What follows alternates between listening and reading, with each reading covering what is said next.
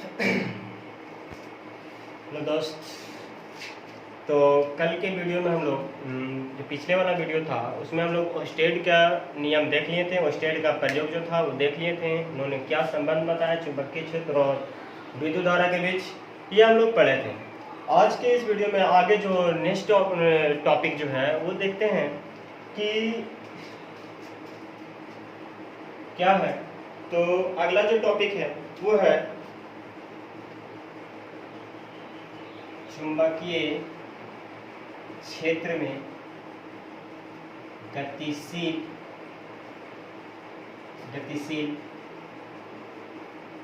आवेश पर बल। जो नेक्स्ट टॉपिक मेरा है वो है चुंबकीय क्षेत्र में गतिशील आवेश पर बल। मतलब कि कोई जो चुंबकीय क्षेत्र है, कोई एक चुंबकीय क्षेत्र है, उसमें कोई एक आवेश है जो गतिशील है, मतलब उसमें गति कर रहा है। तो उस आवेश पर इस चुंबकीय क्षेत्र के द्वारा कितना बल लगेगा ये हमको इसके द्वारा ज्ञात करना है। किस तरह से लगेगा, कितना होगा, इस सब हम आज इस वीडियो के अंतर्गत पढ़ेंगे, उसको फाइंड आउट करेंगे। डेरिवेशन के तहत हम लोग इसको समझने की कोशिश करते हैं। तो देख लेते हैं, मान लेते हैं कि कोई एक चुंबकीय क्षेत्र है, कोई एक चुंबकीय क्षेत्र है। चुंबकीय क्षेत्र क्या होता है? चुंबक के चारों ओर का वह भाग जिसके अंदर कोई एक अलग सा चुंबक अगर रख दिया जाए तो उसमें आकर्षण और प्रतिकर्षण महसूस होता है, तो वैसे क्षेत्र को क्या बोलते हैं? चुंबकीय क्षेत्र। तो ये एक कोई चुंबकीय क्षेत्र है जिसको चुंबक क्षेत्र की तीव्रता मान लेते हैं D। इस चुंबकीय क्षेत्र में कोई एक आवेश है, कोई एक आवेश है जिसका आवेश का मान मान लेते हैं Q, और ये किस v वेलोसिटी के साथ और चुंबकीय क्षेत्र के साथ थीटा एंगल पर क्या कर रहा है? गति कर रहा है। तो जो हम लोग माने हैं वो सब लिख लेते हैं। माना कि Q आवेश जिसका जो Q आवेश जो v वेग से चुंबकीय क्षेत्र B के साथ थीटा कोण पर गतिशील है। जो हम लोग माने हैं उसको लिख लें कि माना कि Q आवेश जो v वेग से चुंबकीय क्षेत्र B के साथ थीटा कोण पर गतिशील है। मतलब कि ये जो Q आवेश है इसका वेलोसिटी v है और ये चुंबकीय क्षेत्र B में थीटा एंगल के साथ क्या कर रहा है कि गति में है। तो चुंबकीय क्षेत्र B के द्वारा आवेश Q पर लगने वाला बल F जो होगा, जो बल लग रहा है इस चुंबकीय क्षेत्र के द्वारा इस आवेश पर Q पर जो बल लग रहा है वो बाबू समानुपाती होता है इस आवेश के। मतलब कि जो बल है इस चुंबकीय क्षेत्र के द्वारा जो Q पर बल लग रहा है वो आवेश के समानुपाती होता है। इक्वेशन नंबर फर्स्ट, जो बल है वो आवेश के समानुपाती। दूसरा है कि जो बल है वो बाबू ये जो इसका जो जो इसमें करेंट है यानी करेंट फ्लो हो रहा है उसके भी समानुपाती। तो करेंट कहने का सेंस है कि आवेश, करंट कहने का सेंस मतलब आवेश। तो यहाँ पे जो आवेश है यानी कि जो बल है वो आवेश के समानुपाती होगा। और दूसरा जो है बाबू कि यानी कि जो चुंबकीय क्षेत्र के द्वारा इस आवेश पर जो बल लगाया जा रहा है इस चुंबकीय क्षेत्र के भी समानुपाती होता है। मतलब F proportional to B, equation number 2। तो F जो होगा वो चुंबकीय क्षेत्र के भी समानुपाती होगा। तीसरा बात पे ध्यान देना, इसका ये जो Q है यानी कि ये जो वेलोसिटी है इसका दो कंपोनेंट होगा। एक होगा इस डायरेक्शन में, थीटा जो है उधर के डायरेक्शन में, एक इधर, अब एक होगा इसके परपेंडिकुलर यानी v का दो कंपोनेंट। जब वेक्टर पढ़ेंगे तो वेक्टर में 11th क्लास का एक चैप्टर है यानी कि वेक्टर, उसमें पढ़ना है कि कोई सदिश होता है उसका दो वेक्टर हो या दो कंपोनेंट होता है, दो घटक होते हैं। एक होता है थीटा के तरफ और एक होता है थीटा के अपोजिट। तो जो थीटा के तरफ होता है उसके साथ cos थीटा यानी v है ये हो जाएगा v cos थीटा, और थीटा के अपोजिट डायरेक्शन में जो होगा उसका होगा v sin थीटा। ये सटा cos हटा sin, यानी कि थीटा के साथ जो सटा हुआ उसके साथ cos, और जो थीटा से हटा हुआ उसके साथ sin। तो ये जो दूसरा घटक है यानी कि थीटा के अपोजिट साइड वाला जो घटक है v sin थीटा, उसके भी समानुपाती होता है, यानी कि v sin थीटा। इक्वेशन नंबर है। तीनों इक्वेशन को अगर जोड़ दें यानी from equation first second and third, from equation first second and third, तो देखेंगे बाबू कि जो एफ है वो directly proportional to Q B v sine theta होगा। जब प्रोपोर्शनल हटता है तो एक कांस्टेंट के मान लेते हैं, Q B v sine theta, जहां के बराबर 1। तो ये जो एफ, अब एफ ना लिख के क्या लिखेंगे, ये चुंबकीय क्षेत्र के द्वारा जो बल लग रहा है इसको लिखते हैं F B. F B is equal to Q v B sine theta. ये हो गया बाबू इस चुंबकीय क्षेत्र के द्वारा इस आवेश पर लगाया गया बल। अब इसको अगर देख रहे हैं, जैसे कि हम जानते हैं कि अगर ए बी साइन थीटा है तो इसको लिख सकते हैं vector A cross vector B. उसी तरह से आप देख रहे हैं कि यहाँ है भी बी साइन थीटा, तो इसको लिख सकते हैं हम लोग F B is equal to Q v cross B, इस तरह से लिख सकते हैं हम। तो ये हो गया इसका डेरिवेशन, मतलब कि ये जो फॉर्मूला है, ये जो फोर्स का फॉर्मूला है वो है Q v B sine theta, मतलब किसी चुंबकीय क्षेत्र B के द्वारा उसमें जो आवेश V वेलोसिटी के साथ थीटा एंगल के साथ जो गति कर रहा उस आवेश पर लगाया गया बल Q v B sine theta के बराबर होता है। यहाँ तक क्लियर है, यहाँ तक का स्क्रीनशॉट लें। इसके बाद देखते हैं कि क्या क्या कंडीशन और हो सकते हैं। चलो, तो यहाँ तक ठीक होगा, आगे देखते हैं। यहाँ से फॉर्मूला आ गया F B is equal to Q v B sine theta, ये फॉर्मूला है। यहाँ से कंडीशन लगाते हैं, केस नंबर 1, केस फर्स्ट, कि if theta is equal to 0 degree, theta is equal to कितना 0 डिग्री, तो जो एफ बी होगा वो कितना हो जाएगा Q v B sign 0, sign 0, sign 0 मतलब कि पूरा 0, साइन 0 का वैल्यू 0, तो ये पूरा क्या हो जाएगा 0, मतलब एफ बी जो होगा वो 0। मतलब अगर थीटा 0 डिग्री हो तो उस कंडीशन में फोर्स जो लगाया जाएगा चुंबकीय क्षेत्र के द्वारा वो भी कितना होगा 0। केस 2, केस 2 में देखते हैं कि if theta is equal to 180 degree, मतलब जो एंगल है वो कितना है 180 डिग्री है, तो जो एफ बी होगा वो जाएगा Q v B sign 180 degree, और साइन 180 डिग्री का वैल्यू भी कितना होता है 0, इसलिए एफ बी कितना हो जाएगा 0। मतलब चाहे तो 0 डिग्री रहे या 180 डिग्री रहे, फोर्स जो होगा वो 0 ही होगा। तीसरा कंडीशन देखते हैं,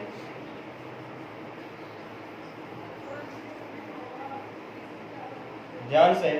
तीसरा condition case number 3, if theta is equal to 0 degree 180 degree तो बच गया 90 डिग्री, तो F B is equal to Q v B sine 90, और साइन 90 का वैल्यू कितना होता है 1, तो जो एफ बी हो जाएगा वो हो जाएगा क्यू भी बी, और साइन 90 का वैल्यू 1, इतना रहेगा। ये जो होगा बाबू ये सबसे मैक्सिमम होगा, क्यों, क्योंकि साइन का जो वैल्यू होता है वो 0 से 1 तक होता है, और साइन 90 का वैल्यू 1, तो एफ बी जो मैक्सिमम होगा। क्वेश्चन ऑब्जेक्टिव ये भी पूछ सकता है कि चुंबकीय क्षेत्र के द्वारा किसी आवेश पर लगाया गया बल मैक्सिमम कब होगा, तो आवेश जब चुंबकीय क्षेत्र के लंबवत होगा उस समय जो फोर्स होगा वो मैक्सिमम होगा। कब, ये मैक्सिमम जब 90 डिग्री, कहने का मतलब है तीनों का फिगर अगर समझें तो ये है चुंबकीय क्षेत्र, अगर इसी के डायरेक्शन में आवेश है, इसी के डायरेक्शन में जब आवेश जा रहा है v वेलोसिटी के साथ, तो दोनों के बीच एंगल 0, मतलब फोर्स नहीं लगेगा। अगर दूसरा फिगर है कि ये जो है ये इसके अगर अपोजिट डायरेक्शन में जा रहा है, इधर जब जा रहा है q आवेश, तब पर भी 180 डिग्री एंगल होगा, उस समय भी फोर्स 0। लेकिन ये जो है ये चुंबकीय क्षेत्र है, अगर ये जो आवेश है अगर इसके परपेंडिकुलर जा रहा है, ये जो q आवेश इसके परपेंडिकुलर जा रहा है, मतलब थीटा कितना 90 डिग्री, इस टाइम पे, इस कंडीशन पे जो इस चुंबकीय क्षेत्र के द्वारा इस आवेश पर जो फोर्स होगा वो क्या होगा, मैक्सिमम होगा। तो क्वेश्चन यहाँ से ऑब्जेक्टिव पूछ सकता है, ऐसा क्वेश्चन ही एग्जाम में पूछा जाता है, कंडीशन से ही ज्यादा क्वेश्चन पूछे जाते हैं। ये कंडीशन से यहाँ से क्वेश्चन ये अराइज कर सकता है कि यदि किसी चुंबकीय क्षेत्र के लंबवत कोई आवेश गति कर रहा है तो लगाया गया बल कितना होगा, तो QVB के बराबर होगा। और यह पूछ सकता है कि किसी चुंबकीय क्षेत्र के द्वारा किसी आवेश पर लगाया गया बल महत्तम कब होता है, मैक्सिमम कब होता है, तो जब आवेश चुंबकीय क्षेत्र के लंबवत गति करता है, उस कंडीशन में जो इस चुंबकीय क्षेत्र के द्वारा इस आवेश पर लगाया गया बल महत्तम होता है। ये 3 कंडीशन है बाबू, यहाँ तक कोई दिक्कत? चलो आगे देखते हैं, ध्यान से समझते रहना।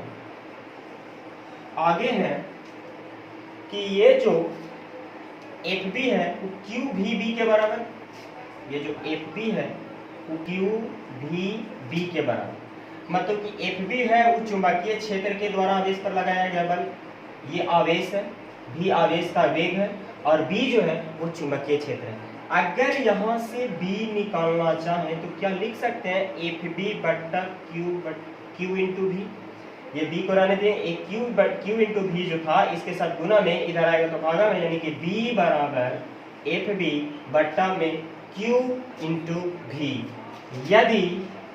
यदि Q बराबर 1 कूलम और V बराबर 1 मीटर पर सेकेंड, तो जो B होगा वो FB के बराबर होगा कि नहीं होगा। Q भी 1 रख दिए, V भी 1 रख दिए, तो जब 1 रखेंगे तो B जो होगा वो FB बटा 1 गुने 1, 1 गुना 1 1, और B बटा 1 इज इक्वल टू FB, यानी कि B होगा वो FB के बराबर होगा। तो यहाँ से हम लोग जो चुंबकीय क्षेत्र है उसका यहाँ से एक डिफिनेशन भी लिख सकते हैं कि यदि, यानी कि जब आवेश एकांक वेग के साथ किसी चुंबकीय क्षेत्र में लंबवत गति कर रहा है तो उस चुंबकीय क्षेत्र के द्वारा लगाया गया बल चुंबकीय क्षेत्र के बराबर होता है। डिफिनेशन क्या लिखेंगे कि जब एकांक आवेश एकांक वेग के साथ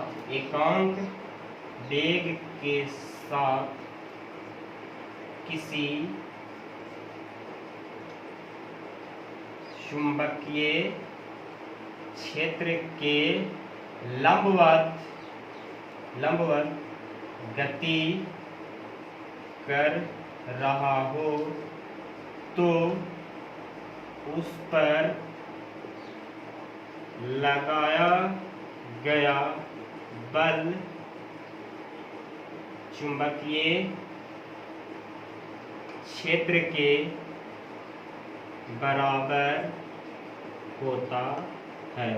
मतलब कि बाबू जब आवेश 1 कूलम हो, वेलोसिटी भी 1 मीटर पर सेकंड हो, तो इस आवेश पर चुंबकीय क्षेत्र के द्वारा जो बल लगता है वो चुंबकीय क्षेत्र के बराबर होता है, यानी B जो है वो FB के बराबर। तो यहाँ से भी क्वेश्चन ऑब्जेक्टिव ये पूछ सकता है कि चुंबकीय क्षेत्र और चुंबकीय क्षेत्र के द्वारा किसी आवेश पर लगाया गया बल बराबर कब होगा, तो जब आवेश 1 कूलम है और 1 मीटर पर सेकंड के वेग से जब गति कर रहा है तो उस कंडीशन में चुंबकीय क्षेत्र के द्वारा लगाया गया बल उस चुंबकीय क्षेत्र के बराबर होता है। यहाँ तक कोई दिक्कत नहीं होना चाहिए था। अब देखते हैं, यहाँ तक का स्क्रीनशॉट ले लो। चलो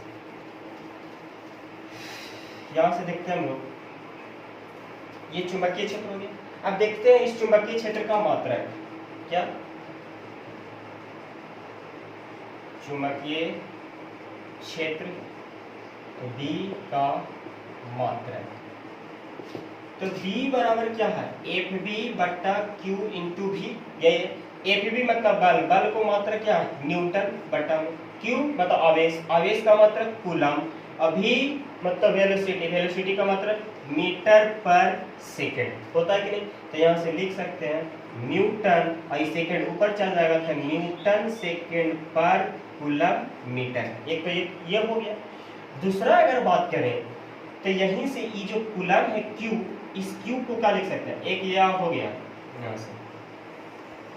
अब ये जो Q है इस Q को क्या लिख सकते हैं, Q is equal to I into T होता है। आई इंटू टी मतलब कि आई का एम्पियर और टाइम का सेकेंड, यानी कि जो Q के जगह है यानी कि कूलाम बराबर एम्पियर सेकेंड लिख सकते हैं। तो यहाँ जो कूलाम है यहाँ पे लिख सकते हैं न्यूटन बटा कूलाम की जगह एम्पियर इंटू सेकेंड और बटा इधर मीटर पर सेकेंड। यहाँ से देखना ये वाला कूलाम की जगह एम्पियर सेकेंड, सेकेंड तो नीचे है, यहाँ से नहीं समझ में आ रहा तो यहाँ से देख लो न्यूटन ऊपर, कूलाम की जगह एम्पियर सेकेंड, मीटर पर सेकेंड, सेकेंड से सेकेंड खत्म। तो बचेगा कुछ ही, बचेगा न्यूटन पर एम्पियर मीटर, ये बचेगा। और 1 newton per ampere metre is equal to 1 tesla होता है। कितना होता है? 1 newton per ampere metre is equal to 1 tesla होता है।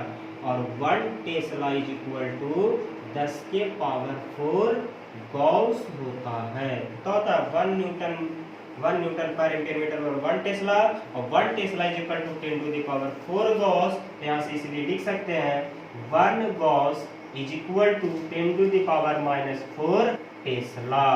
यानी कि चुंबकीय क्षेत्र का कितना मात्रक हो गया? टेस्ला भी चुंबकीय क्षेत्र का मात्रक, गॉस भी चुंबकीय क्षेत्र का मात्रक, यानी कि 1 tesla is equal to 10 to the power 4 gauss. इतना बाबू ये हो गया उसका चुंबकीय क्षेत्र का मात्रक। क्या हो गया ये? चुंबकीय क्षेत्र का मात्रक किस चीज में मापेंगे?